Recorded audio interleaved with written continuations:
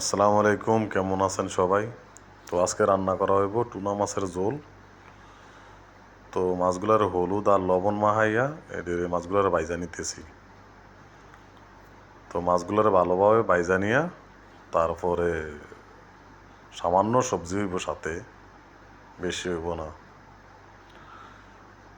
তো যেহেতু ঝোল বানাম, তো সবজি বেশি দিয়া লাভ নাই। তো মাছগুলার একের পর এক বাইজা বাইজা লইতেছি। তো একবার বাইজা নিয়ে গেছি, আরও দিছি তেলের মধ্যে। 3-4 কেজি মাছ, তো যেহেতু 10-12 জনের খাবার, তো 3-4 কেজি মাছ এদিকে আছে। তো বাজা শেষ আমার। তো এখন তরকারিটা রান্না করার জন্য সর্বপ্রথম তেল দিয়ে দিলাম সর্বোচ্চ 100 ml মতো। পেঁয়াজ দিয়ে দিলাম 100 গ্রামের মতো। তারপর আদা বাটা রসুন বাটা দিয়ে দিলাম 50-50 100 গ্রাম। তো দিয়া একটা 50 গ্রামের একটা টমেটোর সস দিয়ে দেন। তো টমেটো সসটা ভালোভাবে দিয়ে দিতেছি। দিয়া এটার ভালোভাবে কষায় আনেন মশলা দিয়া। তো দিয়ে দিলাম লবণ, তারপর দিয়ে দিলাম মাছের মশলা দিয়া, সামান্য পরিমাণ হলুদ দেওয়া, এটা ভালোভাবে কষায় আনেন।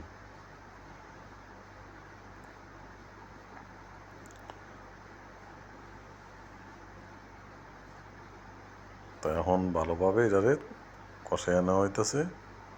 ভালোভাবে না কষালে যে টমেটো যে সসটা দিয়েছেন এটাতে একটা বাজে স্মেল আইব, যে না কষানো হয়। একটু সামান্য একটু পানি দিয়ে এটারে ভালোভাবে কষায় নিতে হবে। নিয়ে তারপর সবজিগুলা দিয়ে দেন, দিয়ে সবজিগুলো একটু কষাইয়া তারপরে জল দিয়ে দেন। জল দেওয়ার পরে তারপরে মাছগুলা দিয়ে দেন। তো মশলা আমার প্রায় কষান শেষ। তো এখন সবজিগুলা দিয়ে দেন।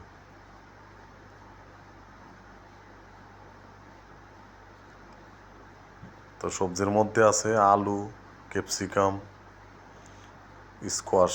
তো সর্বপ্রথম আলু দিয়ে দিলাম, তারপর দিলাম ক্যাপসিকাম। ক্যাপসিকাম দিয়া তারপরে দিয়ে দিলাম স্কোয়াশ, যেটা এদেশে বলে কুসা। তো এগুলো দিয়া ভালোভাবে উল্টে উল্টে কষাই নিলাম গুঁড়া দিয়ে গুঁড়া দিয়ে। তো এই যে সুন্দরভাবে কষানো হইতেছে। তো কষানোর পরে তারপরে গরম পানি দিয়ে দেন। ঠান্ডা পানি দিলে একবারে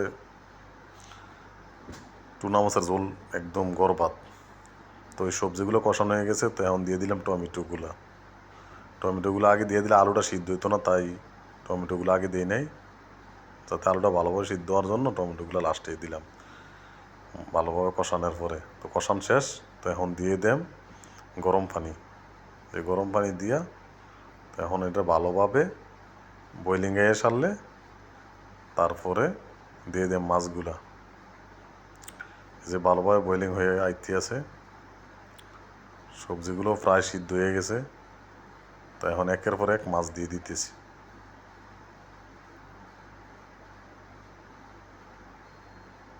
কারণ হাতে দিতেছি না, এটা গরম যে ফাপটা উঠতেছে, ওই ফাপটা আবার কিন্তু হাতে লাগলে কিন্তু আবার একটু জ্বলে। তো আবার ছিটকা খাইয়া তরকারির ঝোলও পড়তে পারে হাতের মধ্যে। তো মাছগুলো আমার দেওয়া শেষ। মাছগুলো ভালোভাবে দিয়া তারপরে আবার ঢাকনা দিয়ে দেন।